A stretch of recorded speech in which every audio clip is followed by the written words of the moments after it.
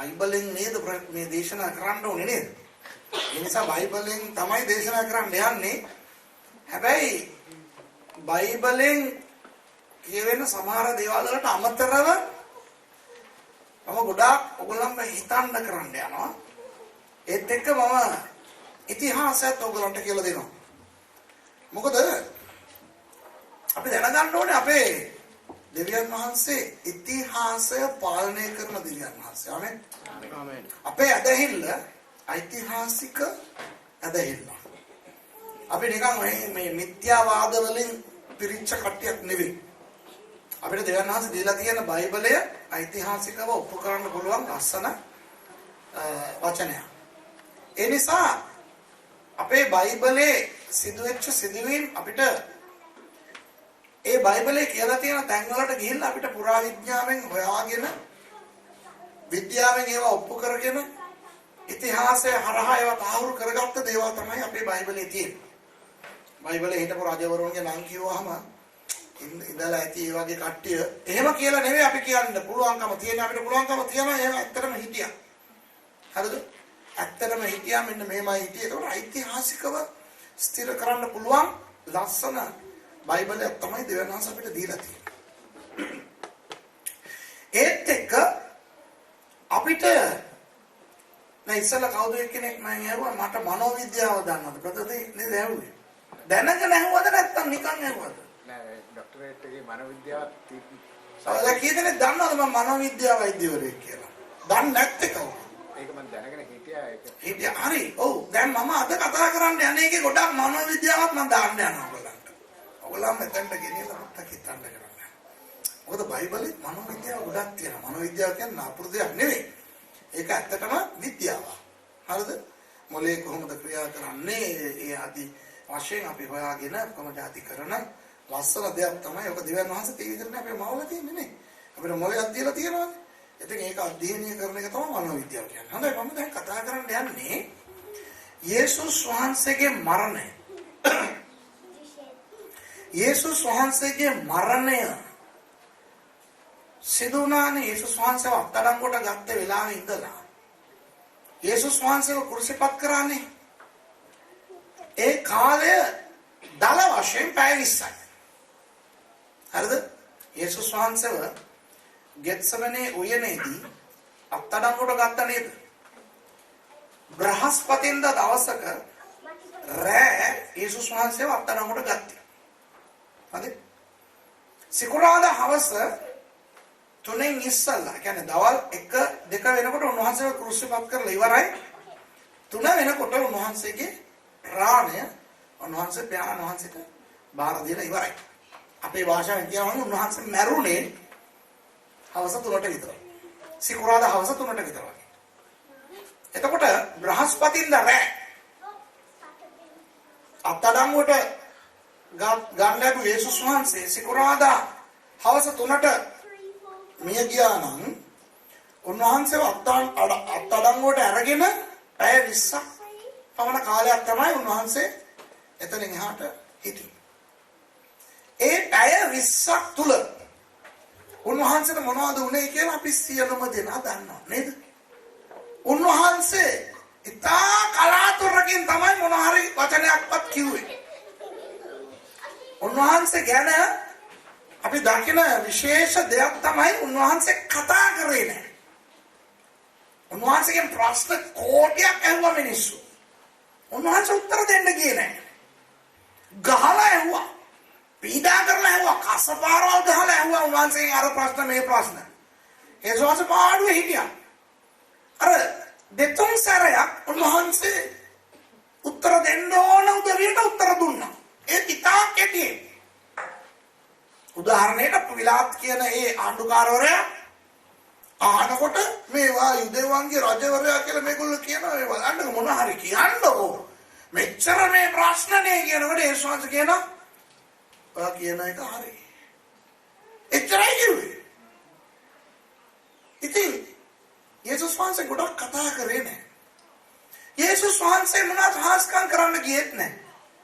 යේසුස් වහන්සේ අර උන්වහන්සේගේ අවුරුදු 33ක කාලයක් තුල උන්වහන්සේ කොහොමද ජීවත් වුනේ? එහෙමම නෙවෙයි හිටියා. ඒ පැය 20 උන්වහන්සේ නිකන් ගුටි කකා කට වහගෙන ඒ වේදනාව දරාගෙන උන්වහන්සේ හිටියා. තේරුණාද?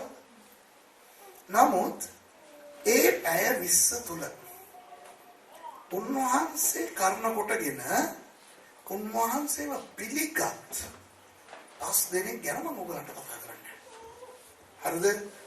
ඒ කියන්නේ යේසුස් වහන්සේගේ දේශනාවක්වත් අහලා නැති, උන්වහන්සේගේ හාස්කමක්වත් දැකලා නැති,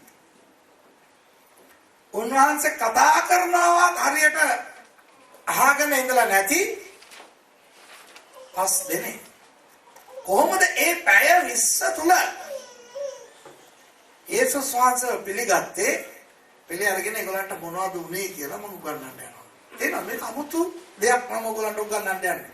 සාමාන්‍යයෙන් පල්ලිවල මේක උගන්වලාම නැහැ. මේක මම විශේෂයෙන් මට දෙවියන් වහන්සේ ඉදරව් කරලා මං ගිහිල්ලා පරීක්ෂණ පවත්වලා හොයාගෙන බයිබලේ ඓතිහාසික පොත්වලයි ඒ වගේම ඔය තැන්වලටත් ගිහිල්ලා මම හොයලා බලලා මගේ ජීවිතේට එක්තරා වැදගත් වුණා වූ දෙයක් තමයි මම අද ඔබට බෙදලා දෙන්න යන්නේ. හරිද? හැබැයි අපි බයිබලය පදනම් කරගෙන තමයි ඕනම දෙයක් අපි උගන්වන්න ඕනේ. මොකද අපි ක්‍රිස්තියානි අය. බයිබලෙන් පිටට ඇවිල්ලා මට ආත්මයන් වහන්සේ කිව්වා, මට දේවදූතයෙක් ඇවිල්ලා කිව්වා, මම දර්ශන දැක්කා කිව්වනම් ඕවා පිළිගන්න එපා. හරිද? මම කියනවා විතරක් නෙවෙයි, කවුරු මෙතනට ඇවිල්ලා මොන දේ දේශනා කරත් ඒ දේ බයිබලයට අනුව තියෙන්න ඕනේ. හරිද? ආයේ බයිබලයට පටහැනිව තියෙන දෙයක් මට ආත්මයන් වහන්සේ දුන්නා, මම දර්ශනයකින් දැක්කා, මම ස්වර්ගයටම ගිහිල්ලා අරගෙන ආවා කියලා කිව්වත් ඕවා පිළිගන්න අපිට අවශ්‍ය නැහැ. ගලාති පොතේ පෞල්තුමා ලියනකොට කියනවා, මෝඩ ගලාතිවරුනි, මේ ඕගොල්ලන්ට ලැබිලා තියෙන සුභාරංචියට අමතරව වෙන දෙයක් දේව දූතයෙක් ඇවිල්ලා කිව්වත් බාර ගන්න එපා. පිළිගන්න එපා. තේරුණා? ඒ නිසා අපි පරිස්සම් වෙන්න ඕනේ. මම මොනවද කරන්න යන්නේ? බයිබලයේ ඔයගොල්ලෝ දන්න ඒ දේවල් මම කියලා කියවන්න යනවා. කියවලා හිටන් මම ඔයගොල්ලන්ට පෙන්වන්න යනවා. ඒක කොහොමද තේරුම් ගන්නෙ? මොනවද ඒකේ වෙලා ඇත්තේ කියලා මනෝවිද්‍යාවක් පාවිච්චි කරලා අපි පොඩ්ඩක් අධ්‍යයනය කරන්න යනවා. දැන් ඔයගොල්ලන්ගේ මොනවද බලනකොට මට තේරෙනවා මේ ආදයන් මොනවද මේ කරන්න හදන්නේ මේ. ආවනම් පාඩුවේ උගන්වලා යන්නනේ තියෙන්නේ.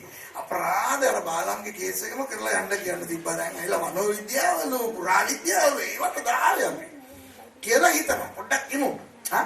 මේකෙන් මම බලාපොරොත්තු වෙන්නේ මොනවද දන්නවද? දෙවියන් වහන්සේගේ මහත්භාවය. උන්වහන්සේගේ අර අපි හිතන්න බැරි පැතිත් තියෙනවා. හරි? ඒ නිසා ඒවත් පොඩ්ඩක් අපි දැනගෙන දෙවියන් වහන්සේට ප්‍රශංසා කරමු කියන එක තමයි. හරි? මම අමුතු දෙයක් ඔයගලන්ට උගන්වන්න යන්නේ. හරිද? රයිට්, ලෑස්තිද? ඔන්න පළවෙනි පුද්ගලයා. පෙරලා ගන්න යෝහන් නෙවෙයි ලූක් 22 50යි 51යි. මට කවුරු ඉන්නවද බයිබලයේ කියවන්න? මයික් එක දෙමුද පාස්ටර් ඉලුගන්ට? මදුෂිකා. එතන මෙතන කවුරු හරි මදුෂිකා හරි කවුරු හරි බ්‍රදර් හරි කවුරු හරි මේ මයික් එක තියාගත්තා මට එච්චරක් ඇති. ඔය කැමරා එකට මේ සද්ද එන්න ඕන නිසා. ඔක මදිද වයර් එක? ඔය ඉස්සරහින් කාට හරි මේ. හරි කියවන්නකො මට ලූක් 22 50යි 51යි. දරහගන්න. ඔවුන්ගෙන් එක්තරා කෙනෙක් උත්තම පූජකයාගේ දාසයාට ගසා ඔහුගේ දකුණු කන කපා දැමීය. නමුත් යේසුස් වහන්සේ උත්තර දෙමින් මෙපමණකට ඉඩ දෙන්නේ කියා ඔහුගේ කන අත ගා සුව කළසේක. හරි. දැන් මෙතන මොනවද කියලා තියෙන්නේ? උත්තම පූජකවරයාගේ වැඩකාරයාගේ කන යේසුස් වහන්සේ ළඟ හිටපු එක්කෙනෙක් මොනවද කරලා තියෙන්නේ? කොනිටලා තියෙනවා. එහෙමද? අනේ දෙයනේ මොනාරි කතා කරන්නලකෝ. කන කපලා කියන්නේ අපි සමහර ලාට මේ දන්නවද මේ අපිට සමහර පිරිමියට මේ හරියට මයිල් වෙනවා. මටත් ඒ ලෙඩේ තියෙනවා. හරිද? මයිල් හරනම් මේ එන්න ඕනේ එතකොට අපි ෂේව් ගන්නකොට ෂේව්. හරි? මේ කනේනවා නායනවා. හරිද? ඔය ලොකු වදයක්. මේ ඉතින් මම බැලුවා මගේ අම්මු මට ආයි පාස්ත සුරේෂ් කියන්නේ නැති වෙයි කණේ මයිලා කියයි. ඒ නිසා ෂේව් ගමු කියලා මං ෂේව් ගත්තා. චුරුස් ගාලා කැපුණා. ලේනෝ හෝ ගාලා. හරිද? දැන් ඒ වගේ මෙතන කන කැපිල්ලක් සිදු වුණාද? මොනවද ඔයගොල්ලෝ හිතන්නේ මොකද්ද ඔක සිංහලෙන් කියලා තියෙන්නේ කොහොමද? මම ඔක සිංහලෙන් කියවලා නැහැ මේ ෆස්ට් ටයිම් මට කවුරු හරි ඔක කියවන්නේ. ආපහු කියවන්න සිස්ටර්. යේසුස් වහන්සේ ළඟ හිටපු එක්කෙනේ ඔවුන්ගෙන් එක්තරා කෙනෙක් උත්තම පූජකයාගේ දාසයට ගසා ඔහුගේ දකුණු කන කපා දැමීය. දකුණු කන කපා දැමීය කියලා කියද්දී ඔයගොල්ලන්ට තේරෙන්නේ මොනවද? කන අහකටම කපලා දාන්න. අන්න කන අහකටම කපලා දැම්ම. කන කැපිලා වැටුණා නේ. රෑ මේ සිද්ධිය වෙන්නේ කොහෙද? ගෙත්සමනේ උයනේ. ගෙත්සමනේ උයනේ සෙනඟ 100ක් 150ක් විතර දැන් ඇවිල්ලා ඉන්නවා යේසුස් වහන්සේව අත්අඩංගුවට ගන්න. එතකොට ඒ සෙනඟ අතර රෝමානු සොල්දාදුවෝ ඉන්නවා, උත්තම පූජකයාගේ නියෝජිතයෝ ඉන්නවා, පොදු ජනයා ඉන්නවා, අර නිකන් අර මේ බලන්න යන්නේ උන් ඉන්නේ. ඒ උනුත් ඉන්නවා. එතකොට ඒ වගේ අය ඉඳද්දී යේසුස් වහන්සේ ළඟ හිටපු හාදේ ගත්තේ නැද්ද පිහිය? දුන්නා ෂොට් එක ඉස්සරහම හිටපු එක්කෙනෙක්ගේ කනට තමයි වැදුනේ. මම හිතන්නේ කනට එම් කරලා ගහන්න බෑනේ. මම හිතන්නේ ඔය විසි කරලා ඇති ඔළුවකට කාට හරි පැල්ල ඵලයන් කියලා. ඒක ගානට අර කනට වැදිලා කන කැපුණා. කන කැපිලා අහකට වැටුණා කියන එක තමයි මේකේ අපි දන්නේ. එතකොට යේසුස් වහන්සේ ඒ කවපු හාදයට කියනවා මේ හලෝ ඔක අහකට දාන්න කියලා. මේ මනුස්සයට සුවය දෙනවා. සුවය දෙනවා කියන්නේ මොන වගේ සුවයක්ද? අනේ මේ හරියනේ කනක් වැටලා ඇති පොඩ්ඩක් එනවා. කාගේ මේ මොබයිල් ෆෝන් එකක් තියෙනවද මේ ෆ්ලයිට් එක දාන්න ඔයලා හම්බුණා කියලා ඒක අරන් තියලා ඇලෙව්වද? නැත්තම් ඒමම අල්ලලා තුංගාලා අලුත් කනක් මැව්වද? කොහොමද එතන සුවය ලබා දීලා තියෙන්නේ? ඔව් හොයාගෙන ඉන්න බෑ නේ. මේ මෙතන ඇවිල්ලා මේ සියගණ මිනිස්සු ඇවිල්ලා මේ අල්ලන්න හදනකොට එතන තියෙන කලබලයට අර කැපිලා විසිකුණු මේ කන හොයාගෙන ඉන්න බෑ නේ. එතකොට එතන මේක තමයි යේසුස් වහන්සේ කරපු අවසාන හාස්කම කුර්සියට යන්න කලින්. නැවත නැගිට්ටායින් පස්සේ එක සැරයක් අර ගෝලයෝ මේ මාළු අල්ලගෙන ඉන්නකොට කිව්වනේ දකුණු පැත්තට මේ දැල දාන්න කියලා මාළුවෝ 153 දෙනෙක් අල්ලගත්තේ. ඒ හාස්කම අපිට ඒක අපිට පිළිගන්න බෑ. මොකද ඒක හාස්කමක් තමයි. නමුත් යේසුස් වහන්සේ ක්‍රුසියට යන්න කලින් කරපු හාස්කම් වලට ඒක අපි එකතු කරන්න බෑ. යේසුස් වහන්සේ පළවෙනි හාස්කම කරා කියන එක අපි දන්නවා. මොකද්ද උන්වහන්සේ කරපු පළවෙනි හාස්කම? එදා අපි ඉගෙන ගත්තා. මතකද? වතුර නිදිඋෂ කරන එක. අවසාන හාස්කම මොකද්ද? අර වැඩකාරයාට කනවවලා දෙන එක. දෙන එක. තේරුණාද? දැන් මෙතන මම කවුරු ගැනද දන්නවද කතා කරන්න යන්නේ? අර කන කැපුණු හාදයා ගැන. හරිද? දැන් ඔයගොල්ලෝ හිතන්න ඇයි ඕනේ නැති දේවල් මේ පාස්ටර් සුරේෂ්ට වෙලා තියෙන්නේ? ඇයි මේ එක එක ගැන හොයන්නේ? දාවිත්ලා ගැන, සාවුල්ලා ගැන, පේත්‍රුස්ලා ගැන කතා කරන්න පුළුවන් කියලා. මට මෙතන මේ ප්‍රශ්නේ ආවේ මේ ලූක් නිසා නෙවෙයි. යොහන් නිසා. දැන් ලූක් පොතෙන් අපි කියවුවානේ. ඒක කිසිම ප්‍රශ්නයක් නෑ මට. ඒක සාමාන්‍යයෙන් විය හැකි ಗುಣ සිද්ධිය. හැබැයි මට ප්‍රශ්නේ මතුනේ ඔය කතාව යොහන් පොතෙන් කියවනකොට යොහන් 18 මෙන්න මේ වගේ කතාවක් කියනවා. 18 වෙනි පරිච්ඡේදයේ 10 වෙනි පදේ යොහන් මෙන්න මෙහෙම ඒ කතන්දරේ මෙන්න මෙහෙම කියනවා. කියවන්න. එවිට සීමොන් පේත්‍රස්ට කඩුවක් තිබුණෙන් ඔහු ඒක ඇද උත්තම පූජකයාගේ දාසයාට ගසා ඔහුගේ දකුණු කන කපා දැමීය. ඒ දාසයාගේ නම මල්කස්ය. අන්න ඒක තමයි මගේ ප්‍රශ්නේ. හරිද? ආවේ කවුද? ඔය කන කැපුණේ කාගේද? වැඩකාරයෙක්ගේ. මල්කුස්. ඒක අතර මල්කුස්. හරිද? මම හිතන්නේ සිංහලේ මල්කස් කියලා දාලා තියෙනවා මම දන්නේ නැහැ කියලා. අර කයන්නට යටින් අර චූටි ජිල්පියක් දාන්න ඕනේ. ඒක නැකිලද දන්නේ සිංහල බයිබලේ. මෙයාගේ නම මල්කුස්. හරි. මල්කුස් කියලා යොහන් කියන්න නම් එතකොට මේ කවුරු හරි කලබලේ ගිල්ලා මේ hello what is your name කියලා ඇහුවද ඇඩ්‍රස් ගත්තද? ඔය අපේ ක්‍රුසේඩ් වල අපි කරන්නේ කාට හරි සනීප වුණාම ඉස්සරහ දෙයක් සනීප වුණා බඩේ කැක්කම සනීප වුණාම හරින්නේ නැහැ උනේ. ලෝකන ගිල්ල ඇඩ්‍රස් ගන්නවා නේ ටෙලිෆෝන් නම්බර් ගන්නවා ඊමේල් ගන්නවා කොහොමද ජාති කරන්නේ. ඒ වගේ මේ ළඟදී මේ ඉන්න මේ ඔය අපේ චර්ච් එකට ඉන්න දැන් කනක් එහෙම මාවල දීලා තියෙන මොකක්ද ආගේ නම මම මිස්ටර් මාර්කස්. හරි. එහෙමද? ඔය කලබලේ කොහොමද දන්නේ මේ කන කැපුණු ආදයාගේ නම අපේ යොහන්ට? යොහන් කවුද? යේසුස් වහන්සේගේ පැත්තේ හිටපු ගෝලේ. යොහන්ගේ ගම කොහෙද? ගලිලේ. ගලිලේ කෙනෙක් ජෙරුසලේමට යේසුස් වහන්සේ එන සැරේට විතරයි ආවේ. ජෙරුසලේමේ යහ කාවත් දන්නේ නැහැ අඳුරන්නේ නැහැ. යොහන් අනිත් ගෝලයත් එක්ක එතන පැනලා දිරුවා ඔය කේස් එක වෙනකොට. ඔය හිටපු දෙන්න තුන් දෙනාගෙන් එක්කෙනෙක් තමයි පේත්‍රුස් මිනිහා කඩුව අරගෙන කැපුවා. හරිද? දැන් මල්කුස් කියලා ඒ මිනිහගේ නම යොහන් කියන්න තරම් ඒ මිනිහා වැදගත්ද කියලා මට හිතුණා. හරිනේ. කපපේ කියලාගෙන නම කියන එක මට ප්‍රශ්නයක් නෑ. යොහන් දන්නවනේ මේ කවුද කැපුවේ කියලා. සීමෝන් පේත්‍රුස්. හරියගේ නම මල්කුස්. ඔය නම කියපේකෙන් තමයි මගේ මීටරේට වැටුනේ මේ මිනිහා ගැන මම හොයන්න ඕනේ කියලා. හොයලා බැලුවා. ඒ මිනිහා ගැන තව විග්‍රහයක් මේ බයිබලයේ දීලා තියෙනවා. මොකද්ද? උත්තම පූජකවරයාගේ දාසය. එතකොට ඒ වකට ඒ කියන්නේ යේසුස් වහන්සේව අත්අඩංගුවට ගන්න ඒ දවස්වල උත්තම පූජකවරයා හැටියට අවුරුද්දකට සැරයක් එක්කෙනෙක් ඉන්නවනේ. අවුරුද්දක් තිස්සේ එක්කෙනෙක් ඉන්නවා අවුරුද්දකට සැරයක් වෙනස් වෙනවා. ඒ අවුරුද්දේ උත්තම පූජකවරයා හැටියට හිටියේ කායිෆස් කියන උත්තම පූජකවරයා. උත්තම පූජකවරයාගේ දාසයා මේ මල්කුස්. දැන් මගේ ප්‍රශ්නේ මේ මිනිස්සයා දාසයා නම් අපි දන්න වැඩකාරයෝ නේද? අපි දන්නවනේ වැඩකාරයෝ ඉන්නවනේ. වැඩකාරයෝ. දැන් අපි ලංකාවේ අපි වැඩකාරයෝ ඉන්නවනේ වැඩකාරයාට වැඩ කරන්න කියනවා. මේ කඩේට ගිහිල්ලා එන්න කියලා කියනවා. කාර් එක හොදන්න කියනවා. එක එක දේවල් අපි කියන එක තමයි වැඩකාරයා කියන්නේ. වැඩකාරයෙක් මේ වෙන සිද්ධීන් බලන්න යනකොට ඉස්සරහට කියලා හිට ගන්න නෑනේ. ලොකු කේස් එකක් යනවා.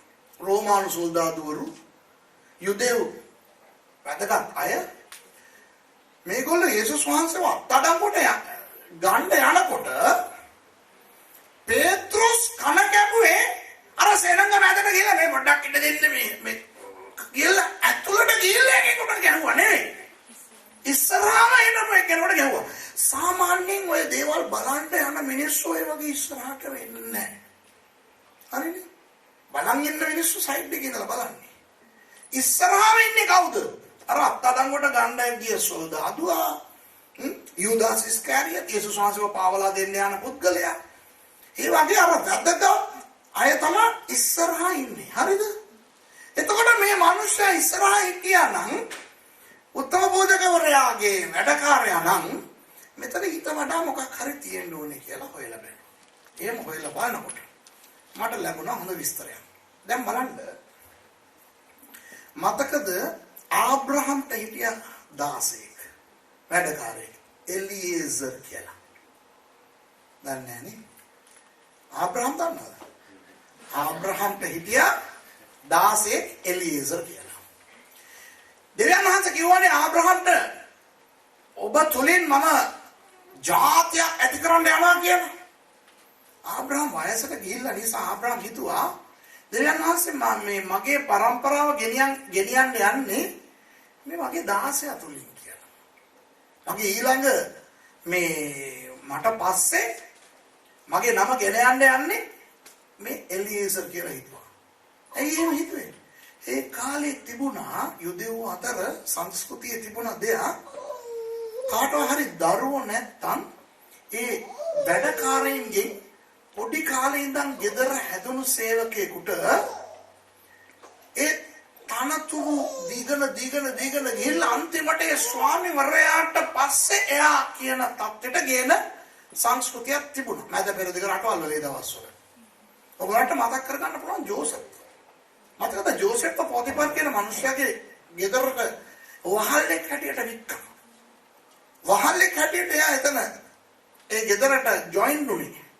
නමුත් ඒ වහල්ලා උසස් වීම ලබලා යම් තත්යකට ආවා. පොතිපර් කියනවා හලෝ මේ මුළු නිවසේම මගේ භාර්යාව හැර ඔබට හැම දෙයක් පිළිබඳවම අයිතිවාසිකම් තියනවා කියලා. දැකලා තියෙනවද උපත් පොතේ? එතකොට ඒ සමහර වැඩකාරයින්ව එක්කෙනෙක්. ඒගොල්ලෝ ඒ තත්ත්වයට ගේන සංස්කෘතියක් තමයි මේ යුදෙව් සංස්කෘතිය සහ මැද පෙරදිග සංස්කෘතිය. අපිට ඕවා දන්නේ නැහැ මොකද අපි ශ්‍රී ලංකාවනේ. ලංකාවේ ඉපදිච්ච දාය නම් අපේ ගෙදර වැඩකාරයෙක් හැටියට කවුරු හරි හිටියා නම් වැඩකාරයා තමයි. කවදාවත් වැඩකාරයා දරුවා ඉන්නේ නැහැ. හරි නේද? අනන්ත අප්‍රමාණව අපිට කතන්දර දන්නවා මොකද්ද? ඔහොම ගෙදර හැදිලා ගෙදර දුවත් එක්ක සෙල්ලම් කරපු වැඩකාරයා ඒ දුවව ලව් කරපුවාම නම්ම මුන් ඒක මරන්න එළවන හැටි අපි දැකලා තියෙනවා. ඔයගොල්ලෝ ක්‍රිස්තියානි නිසා ඔයගොල්ලෝ දැකලා නැතුව ඇති මම ඕවා ෂෝ වල බලලා තියෙනවා. චිත්‍රපටි වල රෙක්ස් කොඩිපිල්ලා වගේ කට්ටිය මේ වගේ පුච්චුම එළවන එක මම දැකලා තියෙනවා. අත black and white colour show වල ඔවා තියෙනවා. හරිද? ඔයගොල්ලෝ ඔවා දන්නේ නැහැ. මොකද ඔයගොල්ලෝ හැම වෙලේම දේව වචනේ නේ ඔයගොල්ලෝ බලන්නේ. හරිද? කලාතුරකින් මං වගේ ඕවත් බැලුවා නම් ඕවත් දැනගත හැකියි. අපිට ওই සංස්කෘතිය නැති නිසා අපි දන්නේ නැහැ. අඩේ මේව සංස්කෘතියක් තියනවා කියලා. දැන් මොහොම සංස්කෘතියක් තියනවානේ. ඒ සංස්කෘතියේ මේ මාල්කුස් කියන හාදයා කායිෆස්ට කවුද කියන එක තමයි අපි ඉස්සෙල්ලා නිගමනය කරන්න ඕනේ. අර අපි හිතන විදිහේ දහසෙක්ද නැත්නම් උතර වෙන මොකක් හරි එකක් තියනවාද කියලා. තේරෙනවද ඔයගොල්ලන්ට? ඒ තව එකක් මං කියලා දෙන්නම්. යුදෙව්වන්ට තියනවා මේ නම් අර්ථවත්ව තබන සිරිත. නම් තියනවා නේද? දැන් අපි නම් තියනකොට ස්ටයිල් එකට මොඩර්න් එකට නේ තියන්නේ. දැන් මේ දවස්වල සිරිපාල සිරිසේන ඉන්න කවුරු හරි ඔයගොල්ලන්ගේ දරුවන්ට සිරිසේන තියනවා. මේ ෆ්‍රාන්ස් වල ඔයගොල්ලන්ගේ ළමයි ඉපදෙනකොට එහෙම ඔයගොල්ලන්ගේ දුවෙක් ඉපදුණා සිරියාවති කමලාවති කවුරුද තියනවද? නෑනේ. දැන් මොඩර්න් වෙලා ඔක්කොම නිකන් අර මොකද්ද අයියෝ ඒවා ඕනේ නැහැ. පස්සේ ඒ වගේ නමක් මේ තිබ්බනම් පස්සේ ඒක ලොකු ප්‍රශ්නයක් වෙනවා. හරිද? මොඩ්නේ ද යුදෙව්වන්ට මොඩ් වැඩක් නැහැ. ඒගොල්ලෝ අර්ථයක් බලලා තමයි නම් කියන්නේ. උදාහරණයක් දෙන්නම්කෝ. ඔන්න ඊසක්ගේ භාර්යාව රෙබේකා නිඹුල්ලෝ යාට ඉපදුනා. මතකද ඒක? මොකලගේ මොනවද බලනකොට මොනවද දන්නේ නැහැ වගේ. හරිද? මේ බලන්න. රෙබේකාට නිඹුල්ලෝ හම්බෙනවා. ඉස්සල්ලාම දරුවෙක් එනවා. ඒ දරුවාට නම තිබ්බ මොකක්ද තිබ්බේ නම? ඒසාව්. ඒසාව් කියන ඒ හෙබ්‍රේව වචනේ සිංහල තේරුම මොකක්ද දන්නවද කවුරු හරි? නෑ. ඒසාව්. ඔයා යාකෝබ් ගැන කතා කරන්නේ. ඒසාව් මගේ සිංහලෙන් මං කියන්නද? ඇඟේ මයිලා. සමහර දරුවෝ ඉපදිනවා දන්නවද ඇඟේ ගොඩක් මයිල් එක. හරිද? හෙබ්‍රේව භාෂාවෙන් මේ ඔයගොල්ලෝ දන්නවද දන්නේ මම හෙබ්‍රේව භාෂාවෙන් බයිබල් කියවන මිනිස්සෙක් නිසා මට ඒක තේරෙනවා. හරිද? ඒ සාව කියන්නේ මොකක්ද දන්නවද? ඇඟ පුරා මයිල් තියෙන එක. ඉතින් ඇඟ පුරා මයිල් තියෙන එක කියලා පහක් කියනවා වෙනවට ඇඟේ මයිල්. කියලා කිව්වම වැඩි ඉවරයි.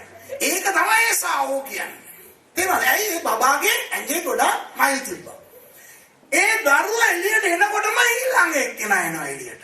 එයාගේ කොහොමද දන්නවද? මේ ඉස්සරහා යන මේ ඇඟේ මයිල්ලගේ කකුල අල්ලගෙන, පිළිඹු අල්ලගෙන. ඒ ආදර මොනවද නම තිබ්බේ? යාකෝබ් කියලා තිබ්බා. සිංහලෙන් යාකෝබ්. යාකෝබ් කියලා කියන්නේ මොනවද? කකුලෙන් අල්ලා ගන්නවා. මේක ඍණාත්මක අර්ථයක් තියෙනවා. කකුලෙන් අල්ලගන්නේ මේ මොනවද හොඳ දෙයක් කරන්නේ නෙවෙයිනේ. අල්ලනවා කියන්නේ ඇද්දා ඒව වට්ටන්න නේද? එතකොට යාකෝබ් කියලා කියන ඒකේ තේරුම ඍජුවම කකුලෙන් අල්ලන්න. නමුත් තවත් ඒකේ අර්ථය රවට්ටන්න. තේරුණාද? රවට්ටන එක.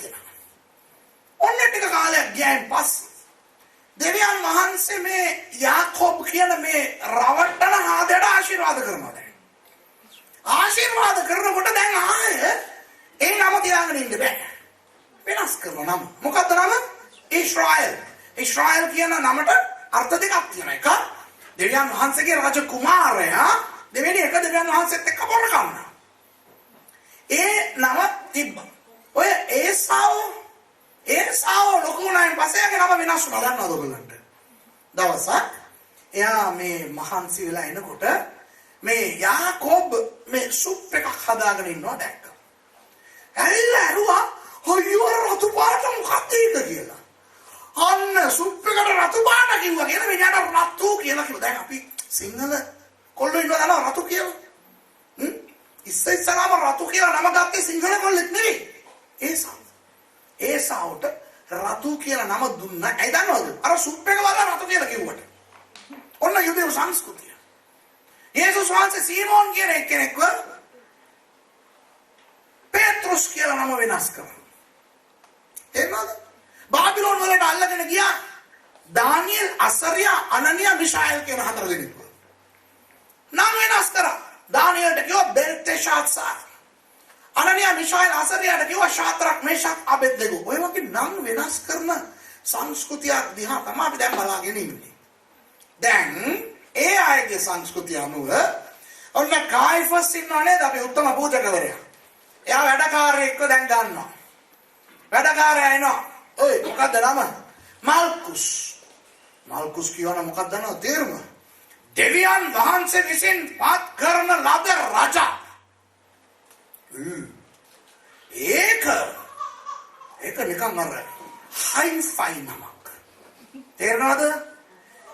එතකොට කායිෆස් කියයි හලෝ ඔය නම තියාගෙන වගේ ළඟ වැඩකාරයා වෙන්න බෑ.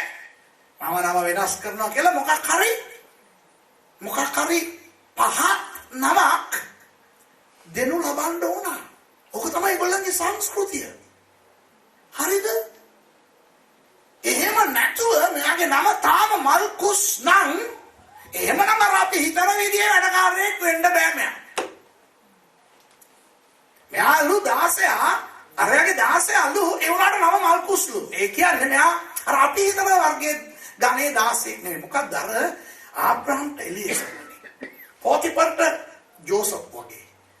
කායිෆස්ට මල්කුස්. ඊට පස්සේ තව මම ඔය හෙව්වා.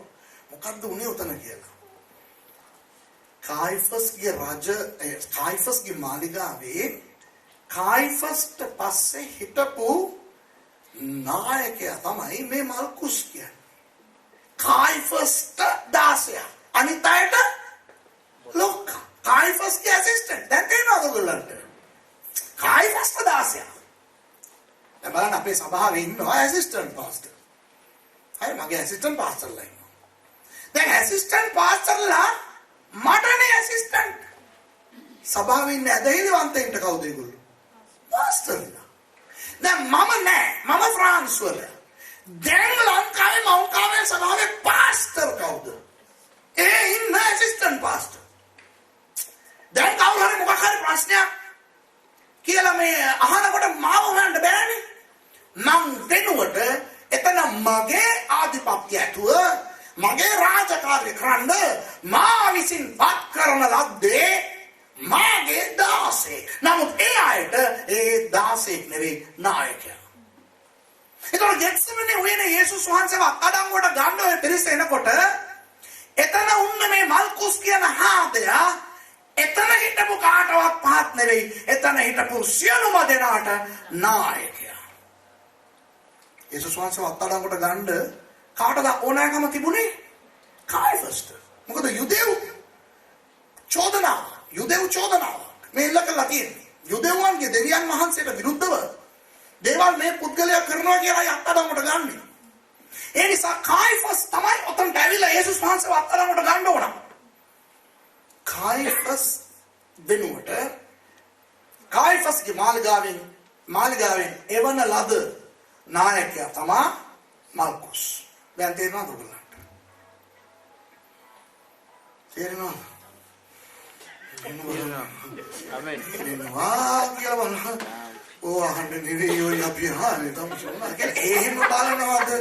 ඈ මට නම් තේරෙන්නේ නැහැ. මේ ලයිට් අරවා මේවා දාලා නිසා මට ඔයගොල්ලන්ගේ මූණවල පැහැදිලිව පේන්නේ නැහැ. විරිත්තනවද, රවනවද, hina වෙනවද නැත්තම් මේ භූතෙක්ව දර්ශනයෙන් දැකලා බලන් ඉන්නවා වගේ ඉන්නවද කියලා. මම මේ කතා කරන්නේ කටෙන් වුණාට බොක්කෙන්. හරිද? ඔව් මේ කටෙන් ආවට මේ හරිය හිලක් තිබ්බනම් ඒකෙන් ලීක් වෙනවා. මොකද බොක්කෙක් මේ කතා කරන්නේ ඔයලා බල මම මේ දේවල් කියනකොට මේකම සුද්දන්ට කිව්වනම් oh my god what අරගෙන අපේ මිනිස්සුන්ට අන්න යේසුස් වහන්සේ ඇවිල්ලා කියාගේ අපේ මිනිස්සු මම තව දවස් කීපයක් ඉන්නේ ඉන්නකම් ආවට සන්තෝෂින් තියා ඕනම් මේම හොල්ලන්න මතකද ඒව තමයි ඉස්සර එන්නේ නෑ නම් මේම දන්නේ නැත්තම් මේම අඩු ගානේ මම මොනාරි කියනකොට මේම හරි කරන්න හරිද මේම බලන්න තේරෙනවා අතෝස්ස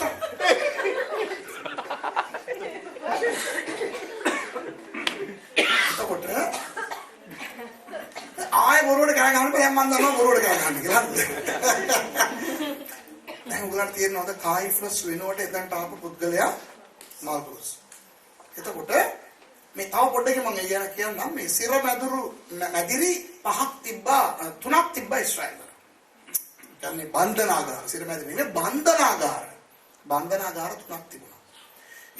යුදෙව් ආගමට විරුද්ධව මේ චෝදනා කරන ලද සිරකාරීන්ව සිරගත කරන්නේ කායිෆස්ගේ මාලිගාවේ යට තියෙන බන්ධනාගාරේ. රෝමානු අධිරාජ්‍යයට විරුද්ධව කවුරු හරි වැරදි කරොත් ඒ අයව තියන්නේ පිලාත් කියන රෝමානු ආණ්ඩුකාරවරයාගේ මාලිගාවේ තියෙන බන්ධනාගාරේ. නැත්නම් ඔය මේ සාමාන්‍යයෙන් හොරකම් කරලා මිනි මරලා ඔය මොකක් හරි ඔය රෝමානු අධිරාජ්‍යයට විරුද්ධව වුණත් කරලා නැහැ. ආගමට විරුද්ධව වුණත් කරලා නැහැ. නිකන් අර සමාජ මේ වැරදි කරපු අයව හිර කරලා තියන්නේ හෙරොද් රජතුමාගේ මාලිගාවේ තියෙන මේ බන්ධනාගාරය. එතකොට දැන් යේසුස් වහන්සේව ආගමික චෝදනාවක් මත පමණක් අත්අඩංගුවට ගත්තොත් උන්වහන්සේව මරන්න බෑ. උන්වහන්සේව මරන්න නෙමෙයි අයට ඕන වෙලා තියෙන්නේ. මරන්න නම් රෝමානු අධිරාජ්‍යයට විරුද්ධව යේසුස් වහන්සේ මොනවාරි කරා කියලා මේගොල්ලෝ කියන්නේ. ඒකයි මේගොල්ලෝ අර කායිසර්නේ රජතුමා. එතකොට යේසුස් වහන්සේ මමයි රජා කියලා කිව්වා කියලා රෝමානු අධිරාජ්‍යයට විරුද්ධව එහි ඉන්න කායිසර්ට විරුද්ධව මේ යේසුස් වහන්සේ දේවල් කරා කියලා යුදෙව්වෝ රෝමානුවරුන්ගෙන් ආයාචනා කරලා එවිල මෙයාව අල්ලගන්න කියලා. එතකොට පිලාත් විසින් රෝමානු සොල්දාදුවෝ යවනු ලබනවා යේසුස් වහන්සේව අත්අඩංගුවට ගන්න. නමුත් චෝදනා කරන්නේ කායිෆස්ගේ මාලිගාවෙන් නිසා ඒ රෝමානු සොල්දාදුවන්ව එතනට එක් කරගෙන එන මූලිකයා මාල්කුස්. හරිද? ඒතකොට ඉස්සරහාම එනවා. ඒතකොට මාල්කුස් ගැන තව පොඩ්ඩක් අපි කල්පනා කරලා බලමු. කායිෆස්ට යේසුස් වහන්සේව මරන්න ඕන නම් කායිෆස්ටයි එතන ඉන්න යුදෙව් අයටයි යේසුස් වහන්සේව මරන්න ඕනේ මනුස්සයව අල්ලන්න ඕනේ ඒ වගේ යේසුස් වහන්සේට විරුද්ධව ඒ උග්‍ර කෝපය තියනවා නම් ඒ උග්‍ර වෛරය ඒ උග්‍ර කෝපය මල්කුස්ට තිබිලා ඇති නේද? එතකොට උතන්ට ඔය කාණ්ඩේ නඩත්තු කරගෙන උතන්ට ඇවිල්ලා තියන්නේ මේ මිනිස්සුනේ. දැන් අපි දන්නවනේ. දැන් අපි අර නිකන් අර ඉස්සර හිතුවා වගේ අර නිකන් ඔය බලන්න ආපු වැඩකාරයෙක් කියලා හිතන්නේ. දැන් දන්නවනේ කවුද මෙයා කියලා. ඒතර මෙයා යේසුස් වහන්සේ ගැන මොන වගේ ආකල්පයකින්ද උතන්ට ඉන්නේ? අර වෛරය අපිට කවද්ද ඉවර කරන්නේ? කවද්ද අල්ලන්නේ? කවම් විනාශ කරන්නේ? කියලා වරලේ කියලා එහෙම තමයි ඔය මාල්කුස් එන්නේ. එළ ඉස්සරහ ඉඳගෙන යුදාස් කියන්නේ කො එන්නම මොකද කියලා.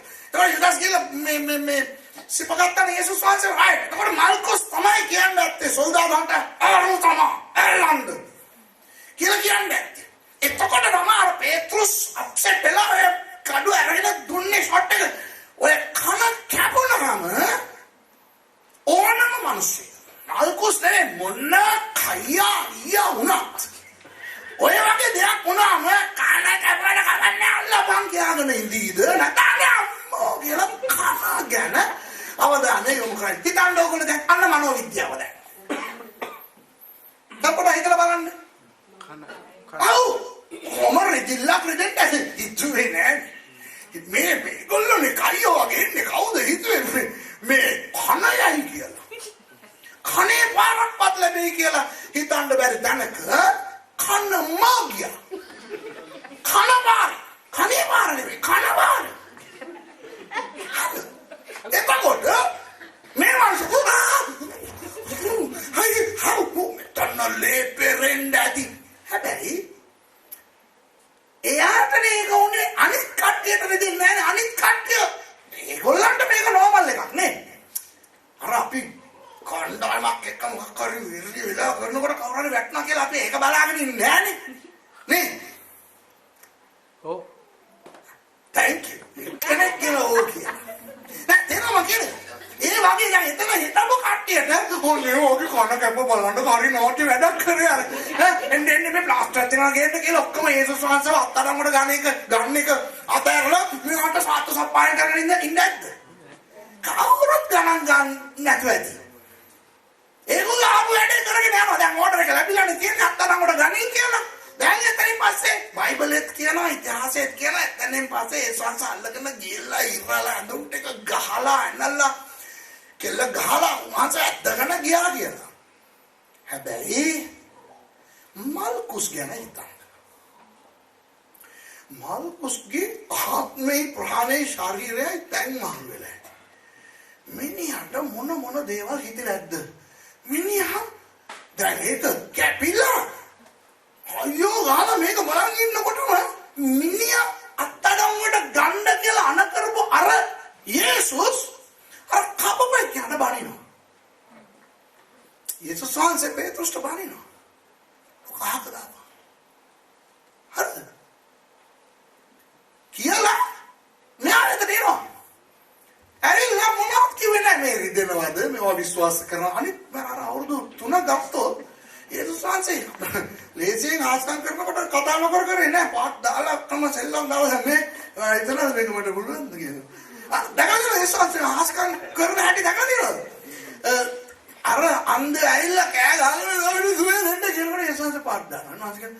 තමා විශ්වාස කරනවද මට මේක පුළුවන්? ඒක ඉඳන්නේ දෙයියෝ මෙච්චර වෙලා දුවගෙන එන්නෙමු. ඒ සංස පොඩ්ඩක් මේ කතා කරලා අන්ධකාරයේ තියෙන වෙලාවේ මේ ආලෝකයේ තියෙන වෙලාවේ මම ආවේ මේකට එන්න කතා කියලා තමයි උන්වහන්සේ මොකක්ද එකක් කරන්නේ නේ? මෙතන මාල්කුස්ද කවුද මගේ ගෝලේ පිටත් වෙලා හරිද? ඒත් අපි කරන්නේ මොකද මම මැරෙන්න ආවේ ඒ නිසා තමයි නැත්තම් මට කනනේ හරිද කියලා ඒ සත්‍ය මොනවද කියන්නේ කියන්නේ නැත්තම් මෙන්න අර අපි ආත්මිකව පඩ්ඩන් ආත්මික බණ අනේ බ්‍රදර් කන කැපුවාද යා මේ අලුත් පාස්ටර් කෙනෙක් අවුරුදු 3යි ගණන් ගන්න එපා පස්සේ කාලේ හැදේ මං ගියායින් පස්සේ සුදාත්මේ ඉන්නේ එතන පස්සේ හරියයි මේ එන්නේ අපි ආඥා කරමු කියලා අත අල්ලලා මේ සියලුම දෙනා මාව අත්අඩංගුවට ගන්න ඉස්සෙල්ලා පොඩ්ඩක් ඇස් වහගන්න ඔක්කොම විශ්වාස කරන්න අර කඩුව පැත්තක තියලා අත දික් කරන්න මෙයා කෙරේ කියලා මොනවද කරන්නේ කියන්නේ මොනවත් වචනයක්වත් කතා කරන්නේ නැහැ කෙලින්ම ගියා ළඟට ඇල්ලුවා කන ටුං ගාලා අලුත් කන මවලා දුන්නා දැන් මල්කුස්ට මල්කුස් හොල්මන් වෙන්නේ මිනිහා නම් බලනවා කනක් තියෙනවා කනක් වැටුණා කනක් තියෙනවා තාමලේ මේ ලේ තාමරලේ තෙතමනේ තියෙනවා ලේ මෙතන කන මේ ජම්බ මිනිහා මිනිහා අමුතුම මානසිකත්වයකට වැටෙන්න ඇති නැද්ද? ඕගොල්ලෝ ඉඳලා තිබ්බනම් මොනවද වෙන්නේ? මිනිහා හොල්මන් වෙලා දැන් ඒ සාපේ අදගෙන යනකොට මිනිහා යනවා ආපු වීරයා වගේ නෙවෙයි යන්නේ. අද දැන් අර පිටිපස්සේ අපේ උන් පිටේ ඇඟේ හැප්පි ගන්නේ යන්නේ නැති මිනිහා දෙකෙන්. කලාවද යනවා. මිනිහා තුල යනවා ඇති කල්පනාව අකි මේ මිනිස්සයා මොන මිනිස්සෙක්ද මේ මට අලුත් කලක් නවලා දිලා ඇයි මේ මිනිස්සෙනීම කුටි කන්නේ නේ අඩේ මෙච්චර ලොකු හාස්කේ යට එක ලොකු ඉන්නේ අනිත් අයට ඒක ගානක් නැති වුණාට එයාට ඒක ලොකුයි නේ. ඒතකොට එයා මේ හිතනවා මේ මම කන අල්ලලා මට කනත් රිදෙනවා. ඕගොල්ලන්ට කියලා දෙන්න කියලා. හරිද? මිනිහා කන අල්ලලා මේ අල්ලගෙන මිනිහා හිතනවා ඇති. අඩේ මෙච්චර බලයක් තියෙන පුද්ගලයෙක්. එහෙනම් අර අපිට මිනිස්සු ඇවිල්ලා කියපු කතා ඇත්ත. මෙයා සුව කරනවා. මෙයා අමුතු පුද්ගලයෙක්. එහෙනම් මේ කුටි කන්නේ. විවිධාකාර හැඟීම් මිනිස්සුන්ට තියෙන නැති ඔය ගෙට්සමනේ ඉඳලා කායිෆස්ගේ මාලිගාව වෙනකන් යන ඔය ටිකට මිනිස්සයා නිකන් මං හිතන්නේ උතන අමුතුම විදිහේ පිස්සෙක් වගේ කම්පනය ෆුල් අප්සෙට් වෙලා මේ මල්කුස් යන්නේ ඇති. කායිෆස්ගේ මාලිගාවට ගියාම කායිෆස් කියන්නේ මල්කුස් thank you හරිනේ වැඩේ. මොකද බල්ලේ අද අර අපට මහන්සි ඔය ඉඳගන්නේ කොකපාරුවා ගෙනේ තේරුණාද? ඔක තමයි උතර වෙන්නේ නැත්තේ. මං හිතන්නේ මල්කුස්ට පුළුවන්කම තිබිලා ඇති කියලා කාත් එක්කවත් වචනයක් හරි කතා කරලා පාන් කියලා කියා ගන්න බැරුව ඉන්නේ ඇති කන අල්ලගෙන මිනිහා. හරිද? ඒ වගේ තත්ත්වයේ උඩ ඔය මිනිස්සයා දැන් කායිෆස්ගේ මාලිගාවට ගියා. ඔන්න ඔතන යේසුස් වහන්සේට ගහනවා. කෙල ගහනවා. උන්වහන්සේට අපහාස කරනවා, නින්දා කරනවා. උන්වහන්සේට විවිධ දේවල් ඒගොල්ලෝ චෝදනා එල්ල කරනකොට එතන අනිවාර්යයෙන්ම තමන්ගේ ස්ථානයේ ওই මල්කුස් ඉන්න ඕනේනේ. එයාගේ ස්ථානය කොහෙද? කායිෆස් ඉඳගෙන හිටියනම් දකුණු පැත්තේ හිටගෙන ඉන්න ඕනේ මෙයා. ඒක තමයි එයාගේ ප්ලේස් එක. ඒකට මෙයා දැන් හිටගෙන ඉන්න ඇති. අර හැමදාම හිටගෙන ඉන්නා වගේ මෙහෙම නෙවෙයි. කෑ ගන්නවා කායිෆස් කියනවා. මෙයා ඒ ඔක්කොම බලාගෙන යේසුස් වහන්සේත් බලාගෙන. එතකොට කායිෆස් නේද මල්කුස් තේරෙනවද? ඒක තමයි ඇත්ත. දැන් මම ඉතිහාසය ගැන කියන්නේ.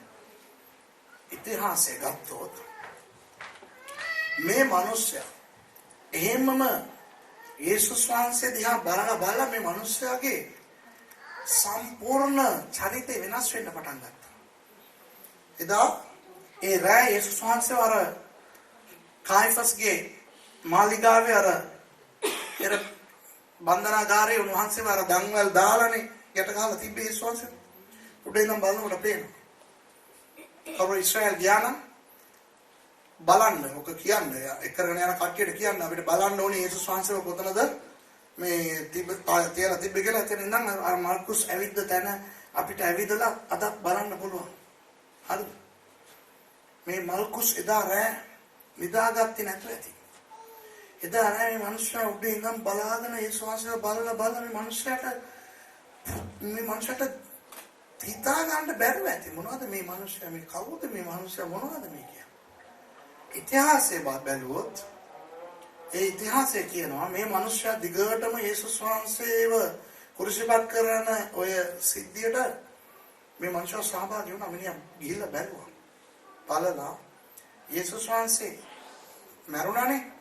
ඊට පස්සේ මිනිහා ඇවිල්ලා මිනිහා ෆුල් අප්සෙට් වෙලා ඉඳලා දවස් 3කට පස්සේ යේසුස් වහන්සේ නැගිට්ටා කියන කතාව අහලා ඊට පස්සේ මිනිස්සයා ගිහිල්ලා ගෝලීන්ව හම්බෙලා යේසුස් වහන්සේව තම ස්වාමී වහන්සේට පිළි අරගෙන අර පෙන්තකොස්ත දවසේ 120 දෙනෙක් හිටියනේ. සුදාත්ම වහන්සේගේ බෞතිස්ම ලබා ගත්තේ. ඒගොල්ලන්ගෙන් එක්කෙනෙක් මේ මල්කුස් කියලා ඉතිහාසයේ සඳහන් වෙනවා. දැන් ඕක බයිබලේ නෑ. ඒ නිසා පිළිගන්න ඕනේ නෑ. හැබැයි මම කියන්නේ ඕක වෙන්න බැරි දෙයක්ද කියලා හිතන්න. ඕගොල්ලෝ එතන ඉඳලා තිබ්බනම් ඕගොල්ලෝ ඔය යේසුස් වහන්සේව පිළිගන්නේ නැද්ද? මොකද ඕගොල්ලෝ දන්නවා අත්අඩංගුවට ගන්න ලැබු මොහොත පටන් උන්වහන්සේ ගුටි කන්නේ මොකක් හරි හේතුවක් නිසා. යේසුස් වහන්සේට පුළුවන් ඔය හැම කෙනාම විනාශ කරලා උන්වහන්සේට බේරෙන්න පුළුවන්. මේ බලය තියෙනවා. මේ මගේ කන ඒකට සාක්ෂි. ඒ වුණාට මෙයා කරන්නේ ඒ නිසා මේ මනුෂ්‍ය මවිත වෙලා පුදුමයටපත් වෙලා ඔය යේසුස් වහන්සේව පිළිගත්තා කියන එක තමයි ඉතිහාසය. ඉතිහාසය කියනවා සයිප්‍රස් වල ඔය මල්කුස් ගිහිල්ලා සේවය කරලා එහිදී යේසුස් වහන්සේ වෙනුවෙන් මැරුණා කියලා. හalleluya කියමුද? හalleluya. බලන්න යේසුස් වහන්සේගේ මරණය මොන වගේ පුද්ගලයෙක් වෙනස් කළාද? අපි කවදාවත් හිතන්නේ නැහැ මෙතන මොනවද වෙන්නේ කියලා. හරිද? හොඳයි. දැන් දෙවෙනි පුද්ගලයා ගැන කතා කරමු. හරි? දෙවෙනි පුද්ගලයාගේ පදේ මම කියන්නම්. හැබැයි කියවන්න ඕනේ මම හිතන්නේ පද 10ක් විතර වගේ තියෙනවා. මාර්ක් සුභාරංචි පොතේ 15 වෙනි පදේ. 5 ඉඳලා 15 වෙනකම්. අතෝක කියවමුද? කියවමු නේද? හරි සිස්ටර් කියවන්නකෝ මාර්ක් 15 5 ඉඳලා 15 වෙනකම්. පද 10ක් තියෙනවා. අයියෙන් කියවගෙන යන්න. නමුත් යේසුස් වහන්සේ තවත් කිසි උත්තරයක් නොදුන්සේක. එයින් පිලාත් මවිත විය. මංගල්‍යයේදී ඔවුන් ඉල්ලන හිරකාරයෙකු ඔහු විසින් ඔවුන්ට මුදා දෙන සිරිතක් තිබුණේය. කැරලි ගසා ඒ කැරලි ගැසීමේදී මිනිමරු මිනිසුන් සමග බඳිනු ලැබූ බරබ්බස් නම් කෙනෙක් විය. මම කතා කරන්න යන පොඩ්ඩක් උතන ඇඟිල්ල තියාගන්න. මම කතා කරන්න යන්නේ කවුරු ගැනද දන්නවද? බරබ්බස් කියන පුද්ගලයෙක් ගැන. ඒ පුද්ගලයා ගැන කොහොමද දන්නවද අපිට හැඳින්වීම දෙන්නේ? කලබලයක් කරලා ඒ කලබලයේ මිනිමරුවකට සම්බන්ධ වුණා. ඒ කියන්නේ මේ කලබලය මොනවද? පිලාත්ගේ සිර මැදුරේ ඉන්නවා කියන්නේ ඒ කලබලේ කාට විරුද්ධව කරන ලද කලබලයක්ද? රෝමානු අධිරාජ්‍යයට විරුද්ධව. හරිද? එතකොට රෝමානු අධිරාජ්‍යයට විරුද්ධව කලබල කරලා මිනිමරුමට සම්බන්ධ වුණු මේ බරබ්බස් සිරකාරයෙක් හැටියට හිටිය පිලාත්ගේ බන්ධනාගාරේ. ඒ බන්ධනාගාරයේ ඔය වැනි චෝදනාවට ඒගොල්ලන්ට ලැබෙන්නේ මොන වගේ දඬුවමක්ද දන්නවද? අවුරුද්දකට සැරයක් රෝම් වලට ඒගොල්ලන් එක් කරගෙන යනවා. හරිද? ඔය සිරකාරයින්ව අවුරුද්දකට සැරයක් ඒ සිරකාරයින්ව අරගෙන ගිහිල්ලා කොලොසියම් එකේ සිංහයෝ එක්ක, කොටින් එක්ක, වලස්සුන් එක්ක, එහෙම නැත්නම් ග්ලැඩියේටර්ස්ලා කියන ඔය සටන් කරන වීරයෝ එක්ක නැත්නම් තවත් මේ සිරකාරයින් එක්ක සම්ඩු කරන්න දාලා මරනවා. ඒ වගේ මරණ දඬුවමක් තමයි දැන් බරබ්බස්ට නියම වෙලා තියෙන්නේ. කොයි මොහොතේ ඇවිල්ලා එක් කරගෙන යයිද දන්නේ රෝම් වලට යන්නේ. හරිද? දැන් කියවන්න ඉතුරු ටික. සමූහයා නැගී ගොස් ඔවුන් තමන්ට කළ සිරිතේ හැටියට කර දෙන ලෙස ඔවුන්ගෙන් ඉල්ලන්ට පටන් ගත්තෝය. පිලාත් උත්තර දෙමින් මා විසින් යුදෙවරුන්ගේ රාජ නුඹලාට නිදහස් කර දෙනවාට නුඹලා කැමතිදයි ඔවුන්ගෙන් ඇසූසේක. මක්නිසාද නායක පූජකයන් විසින් ඊර්ෂ්‍යාවෙන් උන්වහන්සේ පාවා දුන් බව ඔහු දැනගෙන සිටියේය. නමුත් එසේ නොවන ඔහු විසින් බරබ්බස් ඔවුන්ට මුදා දෙන පිණිස නායක පූජකයෝ සමූහයා පෙළඹෙව්වෝය. පිලාත් නැවත ඔවුන්ට උත්තර දෙමින් එසේනම් යුදෙවරුන්ගේ රජයයි නුඹලා කියන්නා වූ මොහුට කුමක් කරන්නයි කීය. ඔහු කුරුසියේ එන ගැසුව මැනවයි නැවතත් ඔහු මොර ගැසුවෝය. එකල පිලාත් ඒ මන්ද මොහු මොන නපුරක් කළේදයි ඔවුන්ගෙන් ඇසුවේය. නමුත් ඔහු කුරුසියේ එන ගැසුව මැනවයි අතිශයින් මොර ගැසුවෝය. පිලාත් සමූහයා සතුටු කරන්නට කැමැතිව බරබ්බස්ව ඔවුන්ට මුදා දී යේසුස් වහන්සේට තලවා උන්වහන්සේව කුරුසියේ යන ගසන්නට බාර දුන්සේක. හරි. දැන් තේරෙනවද කතාව? ඒ කියන්නේ බරබ්බස්ව මෙම හිරේ දාලා තියනවා පිලාත්ගේ බන්ධනාගාරේ. බන්ධනාගාරය කියන්නේ මාලිගාවේ එහා කොටසේ යට තියෙන එක. මෙතන මොනවද වෙන්නේ කියලා එහෙනම් බලන්න බෑ. ඊශ්‍රායල් ගියොත් ඔයගලන්ට ඒවත් බලා ගන්න පුළුවන්. මේ සේරම තැන් මම ගිහිල්ලා අධ්‍යයනය කරලා බලලා හිටගෙන ඒ ඔක්කොම කරලා තමයි මම ඇවිල්ලා කතා කරන්නේ. හරිද? මේව පරීක්ෂණ කරන කාලේ. එතකොට ඔයගොල්ලෝ ගියොත් ඊශ්‍රායල් වල මෙතනට ගිහිල්ලා බලන්න ඕනේ ඔයගොල්ලෝ. හරිද? ඕවා නෝට් කරගන්න. ඊශ්‍රායල් කවුරු හරි කාත් එක්ක ගියත් කමක් නැහැ. ඕවා නෝට් කරගෙන ඕවා පෙන්වන්න කියන්නේ. බොරුවට ඔය පල්ලි ගණන් ගිහිල්ලා පල්ලි පෙන්නලා ඉන්නේ නැතුව මේවා පෙන්වන්න කියන්නේ. යන්න මේ දේශනාවත් අහලානේ ඉන්නේ. ගිහිල්ලා ඔතන ඔය වගේ තැන්වල හිටගෙන කල්පනා කරලා බලන්න මොන වගේ දේවල් සිදු වුණාද කියලා. දැන් බරබ්බස් ඉන්නවා දැන්. මිනිහා ඔය පිලාත්ගේ මාලිගාවේ ගැට ගහලා තියෙනවා. දන්වැල් වල ඒත් සමග තවත් මේ කට්ටිය ඉඳලා ඇති. ඔන්න දැන් බරබ්බස්ව නිදහස් කරන්න කියලා මිනිස්සු ඉල්ලනවා. බරබ්බස් කියන පුද්ගලයාගේ නම මොකක්ද කියලා අපි දන්නේ නැහැ. බරබ්බස් කියන්නේ මොනවද දන්නවද? ඇරමික් භාෂාවේ බාර් එක බාහ් කියලා කියවෙන්නේ. බාර් කියලා කියන්නේ පුතා. අබ්බා කියලා කියන්නේ අර අපි දෙන්නේ ඒ අබ්බා නෙවෙයි තාත්තා. හරිද? අපි පොඩි බබාට කියන අබ්බා දෙන්න. ඒ අබ්බා නෙවෙයි. හරිද? අබ්බා කියන්නේ තාත්තා. ඒකයි අපිට කියලා තියෙන්නේ අපිට ශුද්ධාත්මයන් වහන්සේ විසින් දෙවියන් වහන්සේව අබ්බා පියාණෙනි කියලා අමතන ඒ දරුකමේ ආත්මය අපිට දෙවියන් වහන්සේ දීලා තියෙනවා කියලා නේද? අබ්බා කියලා කියන්නේ අරමික් භාෂාවේ තාත්තා. බාහ් කියලා කියන්නේ පුතා. බාහ් අබ්බාස් කියලා කියන්නේ තාත්තගේ පුතා. තාත්තගේ පුතා කියලා කියන්නේ. එච්චර කාඩෙක් රාස්ත්‍යාධිකාරී IRC කාරේ. දැන් අපි ලංකාවේ ආය නිසා අපිට මේක අමාරුම නෑ තේරුම් ගන්න. දැන් ඉඳි ඉපදිනකොට නමක් දෙනවා සුනිල් සාන්ත කුමාර කියලා නම් දෙනවා. ඒ ආද ලොකු වෙලා IRC කාරේ ගුණයෙන් පස්සේ සුනිල් නෙවෙයි යාගේ නම කපුටා. හරිනේ? නේ අපේ ගම්වල නේ ගොඩක් ගම්වල දැකලා කපුටා ඉන්නවා. කළු ඉන්නවා. මේ කළු අයියා කිව්වා කියපන්. කළු අයියා නමක් ඇති. ඒ නමෙන් දන්නේ කවුරු? කළු. හරිද? වීඩියෝ සුනිල්. හරිද? දරකඩේ පොළඟ. දරකඩේ පොළඟ. කොල්ලේ. හරිද? මිනිහට වෙන නමක් කියනවා. ඇප්ලිකේෂන් ෆෝම් එකේ දරකඩේ පොළඟ කියලා දාන්නේ නැහැ. දායන්න පොළඟ නැත්තම් දරකඩේ පොයන්න කියලා දාන්නේ නැහැ. හරිද? ඒ අර රාස්ත්‍යාදු නම. හරිනේ? කොටා. නේද? ඔය කළුවා. ජිල් ජෝන්. ජිල් බරියා. ජල් පිරිස්. හරිනේ මං කියන්නේ. ඒ සංස්කෘතියත් මේ එහෙ තිබ්බා. එතකොට මෙයාගේ නම මොකක්ද කියලා අපි දන්නේ නැහැ. නමුත් මෙයා ප්‍රසිද්ධ වෙලා ඉන්නේ කොහොමද දන්නවද? තාත්තගේ පුතා. එතකොට තාත්තා කවුද? මිනිහා ලොකු අයියා කෙනෙක්. එයාගේ පුතා මේ. හරිද? තාත්තා යාසිකාරේ. දැන් එයාගේ පුතා. එතකොට මේ අවුරුහරි ඇවිල්ලා කඩයක් කුඩු කරලා ගියාන කට්ටිය කතාවේ අර කඩයක් කුඩු කරලා ගියා. කවුද? තාත්තගේ පුතා. හරි දන්නවා. හැමෝම දන්නවා ඒ ඉස්රායල් වල හැමෝම දන්නවා කවුද තාත්තගේ පුතා කියලා. හරිද?